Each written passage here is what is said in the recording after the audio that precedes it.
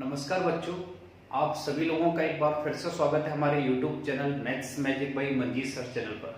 बच्चों, अनुपात और समानुपात का आज ये 10वां लेक्चर है जिसमें हम डिस्कस करने वाले हैं एक अलग टाइप के क्वेश्चंस के बारे में। तो आज की क्लास में हम जितने भी क्वेश्चन देखेंगे वो सारे क्वेश्चन अलग अलग टाइप के होंगे। तो आइए देखते हैं आज का पहला क्वेश्चन। किसी परीक्षा में पास होने वालों की संख्या और फेल होने वालों की संख्या का जो अनुपात है वो 25:4 था। यदि 5 और में परीक्षा दी होती और फेल होने वालों की संख्या 2 कम होती तो ये जो रेशियो है वो 22:3 हो जाता। परीक्षा में बैठने वालों की संख्या बताइए। तो देखते हैं इस क्वेश्चन को एग्जाम में किस तरीके से अटेम्प्ट करना होगा। तो जैसा कि हम बोर्ड पे देख पा रहे हैं, सबसे पहले कि जो पास होने वाले हैं और फेल होने वाले कैंडिडेट हैं उनका जो रेशियो दिया है वो 25:4 दिया है। तो इसका मतलब ये हुआ, अगर हम इसको 25x माने और इसको 4x माने तो बच्चों जो टोटल कैंडिडेट होंगे वो हमारे पास 29x होंगे। अगर इसको 25x और इसको 4x माना जाए तो टोटल नंबर ऑफ कैंडिडेट कितने होंगे हमारे पास 29x। आगे वो कह रहा है अगर 5 ने और परीक्षा दी होती, अगर 5 लोगों ने और परीक्षा दी होती तो टोटल जो कैंडिडेट हैं वो 29x + 5 हो जाते। अगर 5 लोगों ने एग्जाम और दिया होता तो जो टोटल है वो कितने हो जाते 29x + 5। और फेल होने वालों की संख्या में 2 की कमी आ जाती। तो बच्चों पहले जो फेल होने वाले कैंडिडेट थे तो वो कितने थे 4x। तो फेल होने वालों में कितने की कमी आ जाती 2 की कमी आ जाती। इसके बाद जो रेशियो है वो 22:3 हो जाता। तो ये जो लाइन है ये इस क्वेश्चन की सबसे इंपॉर्टेंट लाइन है। तो ये जो 22:3 हो रहा है ये रेशियो हो किसका रहा है, ये रेशियो है पास होने वालों का और फेल होने वालों का। जबकि आप बोर्ड पे देख पा रहे हैं कि ऊपर जो वैल्यू है वो टोटल की है। तो इसका मतलब ये हुआ कि अगर बाद में जो रेशियो 22:3 हो रहा था वो पास और फेल होने वालों का था और हमें अगर ऊपर टोटल कैंडिडेट रखने हैं तो बच्चों 22 और 3 अगर ऐड करेंगे तो 25 होगा, क्योंकि यहाँ भी टोटल नंबर ऑफ कैंडिडेट रखे गए। तो यहाँ भी टोटल नंबर ऑफ कैंडिडेट कितने आएंगे 25। आप चाहो तो 25y मान सकते हो इसको। तो परीक्षा में बैठने वालों की संख्या कितनी थी, इसके अलावा ये और देखना है हमें। तो यह अनुपात 22:3 हो जाता है, यानी कि 3 किसका है फेल वाले का। तो यहाँ भी फेल वाले कैंडिडेट और यहाँ भी फेल वाले कैंडिडेट कितने होते 3। इसके बाद की जो प्रोसेस है वो हम रेशियो के पहले वाले वीडियो से डिस्कस करते आ रहे हैं कि जब भी हमें इस टाइप की इक्वेशंस मिलने हैं और उन्हें हमें शॉर्ट में सॉल्व कर रहा हूँ तो उनका मेथड क्या होता है, आप इनके क्रॉस मल्टीप्लिकेशन करेंगे तो 3 का मल्टीप्लाई आप 29 में करेंगे तो 29 की 87x होता है। 25 से 4 में करेंगे बच्चों 100x होता है और उन दोनों का जो डिफरेंस है वो 13x होता है। अगर यहाँ अपोजिट साइन होते हैं तो इनके क्रॉस मल्टीप्लाई करने के बाद उन वैल्यू को ऐड करना होता है। तो बच्चों 25 × 50 और 5 का 3 में करेंगे 15, तो 15 और जो 50 है उन दोनों का टोटल 65 होगा। तो यहाँ से बच्चों x की वैल्यू क्या आ जाएगी हमारे पास 5। क्वेश्चन में पूछा है परीक्षा में बैठने वालों की संख्या कितनी थी मतलब वो स्टार्टिंग का पूछ रहा है। तो स्टार्टिंग में परीक्षा एग्जाम जो देने वाले कैंडिडेट थे वो कितने थे बच्चों 29x। तो यहाँ हम अगर 29 का मल्टीप्लाई करेंगे तो जो हमें आंसर मिलेगा वो 145।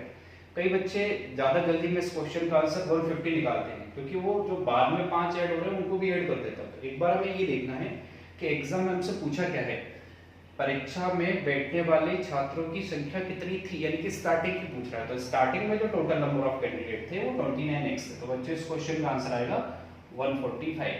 तो ये आज हमारा पहला क्वेश्चन। आइए डिस्कस करते हैं इसका क्वेश्चन नंबर 2 पर। तब तक आप इस क्वेश्चन को नोट कर सकते हैं।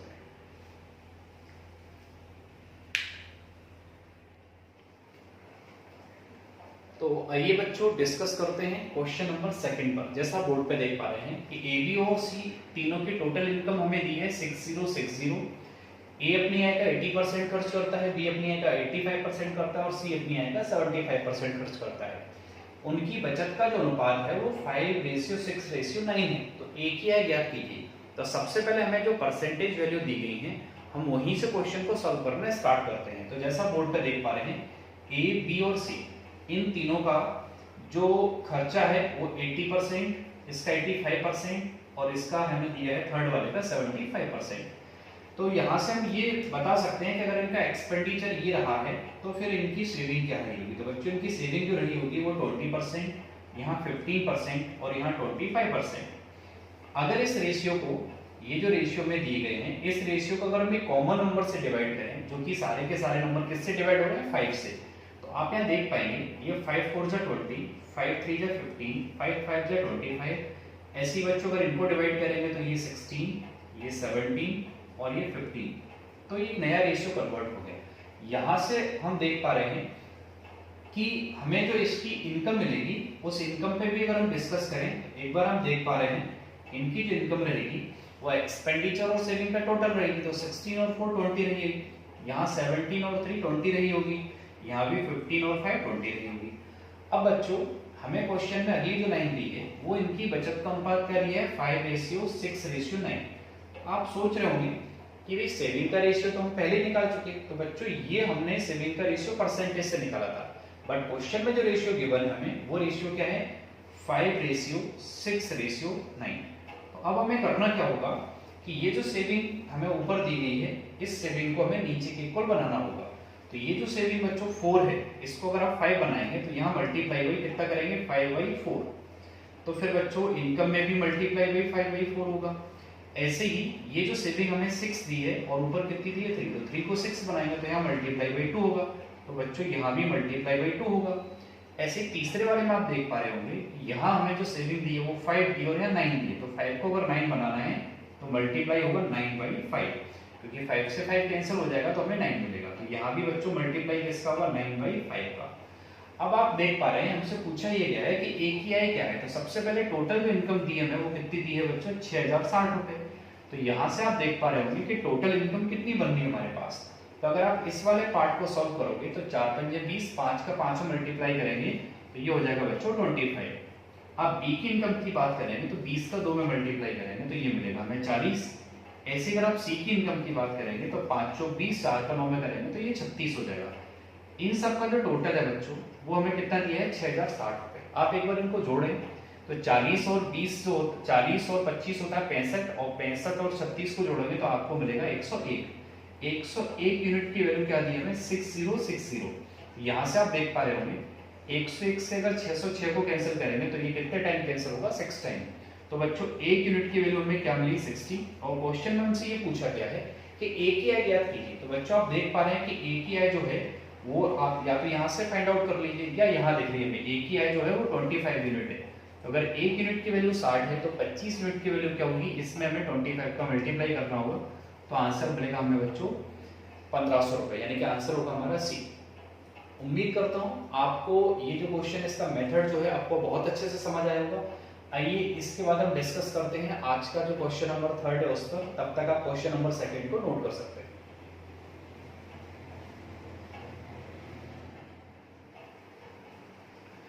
आइए बच्चों डिस्कस करते हैं आज का क्वेश्चन नंबर 3। एक प्लाईवुड की कीमत उसके वजन के वर्ग के अनुक्रमानुपाती है। यह 3 भागों में टूट जाता है जिससे इसके वजन का अनुपात 9:2:1 है। अगर ये प्लाईवुड 7:3:2 के अनुपात में टूटा होता तो 448 रुपए की अतिरिक्त हानि होती। प्लाईवुड की वास्तविक कीमत बताइए। ये जो क्वेश्चन है इस क्वेश्चन को मैंने ग्रुप में डाला था और बहुत सारे बच्चों ने इस क्वेश्चन का जो आंसर है उसको फाइंड आउट नहीं कर पाया। जिनका आंसर आया भी उनका आंसर गलत आया। तो उसका रीजन क्या है, एक बार आप बोर्ड पे देखिए। तो बच्चों है क्या कि कोई प्लाईवुड है, उसका जो पहला वाला पार्ट है वो उसको पहली बार तोड़ा जाता है तो उसके जो टुकड़े हैं वो 9:2:1 होते हैं। अगर आप देखें ये जो प्लाईवुड है अगर ये टूटा नहीं होता तो इसका टोटल जो वेट है वो 9 और 2 11 और 1 12 यूनिट होता। अच्छा, ये इसका वेट होता, लेकिन वो क्या बोल रहा है, इसकी जो कीमत है वो इसके वजन के वर्ग के अनुक्रमानुपाती, यानी कि अगर मैं इसके रेट फाइंड आउट करता तो इसकी रेट क्या होती बच्चों, 12 का स्क्वायर यानी कि 144। बट अगर ये प्लाईवुड टूट गया तो इसकी जो रेट है वो इनका जो अलग अलग पर्टिकुलर वेट है उसके स्क्वायर के सम के इक्वल होगी, यानी कि इनको स्क्वायर करेंगे, उसका वर्ग करेंगे और उनको जोड़ेंगे। तो बच्चों 9 का स्क्वायर यहाँ क्या होगा, 81 होगा, 2 का स्क्वायर 4 होगा और 1 का स्क्वायर 1 होगा। तो हम ये कह सकते हैं 81 और 4 85 और 1 86, यानी कि इस प्लाईवुड जो प्लाईवुड था उसको पहली बार हमने अगर तोड़ा तो उसकी जो कीमत थी वो कितनी होनी चाहिए थी, 86। बट इसी प्लाईवुड को जब हमने दोबारा से जब तोड़ा तो उसका रेशियो क्या था, 7:3:2। तो यहाँ से टोटल अगर इसका वेट देखेंगे तो 7 3 10 और 2 12। इसका मतलब पहले वाले का वेट और दूसरे वाले का वेट दोनों इक्वल हैं। बट इनके जब दूसरे वाले के अलग अलग टुकड़े किए गए, वो ऊपर वाले का रेशियो अलग था और नीचे वाले का रेशियो अलग था। तो ऊपर वाले की रेट हमने फाइंड आउट कर ली, नीचे वाले की रेट क्या रही होगी वो हम एक बार देखते हैं। तो बच्चों 7 का स्क्वायर 49, 3 का स्क्वायर यहाँ 9 रहा होगा और 2 का स्क्वायर 4 रहा होगा। ऐसा हम करेंगे, आप देख पा रहे हैं 49 और 9 को अगर आप जोड़ेंगे तो 58, 58 और 4 को आप जोड़ेंगे तो कितना होगा बच्चों 62। यानी कि प्लाईवुड को जब पहली बार तोड़ा गया तो उसकी रेट रही होगी 86 रुपीज, और उसी प्लाईवुड को जब हमने दूसरी बार तोड़ा तो उसकी रेट रही होगी 62। यानी कि अगर उसको दोबारा तोड़ा तो हमें एक्स्ट्रा, देखो सबसे पहली बात इसमें 2 बार लॉस हुआ है। पहला तो ये कि जो चीज की रेट 144 थी वो 86 रहेगी, और 86 जिसकी रेट थी उसको दोबारा से तोड़ा तो उसकी रेट क्या रहेगी 62। बट यहाँ ध्यान देने वाली बात ये है कि क्वेश्चन में जो 448 रुपीज जो हमें लॉस दिया है वो कौन से पार्ट का दिया है, पहले वाले पार्ट का दिया दूसरे वाले पार्ट का दिया है। तो वहां आप ध्यान से देखेंगे तो वो कह रहा है कि इतना एक्स्ट्रा लॉस होता, तो एक्स्ट्रा लॉस जो हो रहा है वो आपका इस पार्ट में हो रहा है। तो आप यहाँ देख पा रहे हैं कि आपको जो लॉस हो रहा है यहाँ वो कितनी यूनिट का हो रहा है, 6 में से 2 माइनस करेंगे तो बच्चों 4, और 8 में से 6 माइनस करेंगे तो 2, यानी कि 24 यूनिट का लॉस हो रहा है। 24 यूनिट को क्वेश्चन में क्या कह रहा है वो 448 रुपीज। और हमें ये फाइंड आउट करना है कि प्लाईवुड की वास्तविक कीमत क्या थी। तो बच्चों प्लाईवुड की जो वास्तविक कीमत थी वो कितनी थी 144 रुपए। तो हमें ये पता करना होगा कि 144 यूनिट की वैल्यू क्या होगी। आप अगर ऑप्शन इस टाइप से दिए तो आप डायरेक्टली भी फाइंड आउट कर सकते हैं कि 24 का 6 गुना होता है 144, 24 का 6 गुना 144 होता है। तो यहाँ से यहाँ तक आएंगे तो भी हमें कितने का मल्टीप्लाई करना होगा 6 का, 6 8 का 48, यानी कि यूनिट डिजिट 8 होगा। आंसर क्या आएगा 2688, या आप चाहें तो पूरा मल्टीप्लाई करके भी सॉल्व कर सकते हैं। तो उम्मीद करता हूँ कि आपको आज के तीनों क्वेश्चन के जो मेथड है वो आपको बहुत अच्छे से पसंद आए होंगे। मिलते हैं हम अगली क्लास में, तब तक आप अपना बहुत ख्याल रखिएगा। Thank you very much.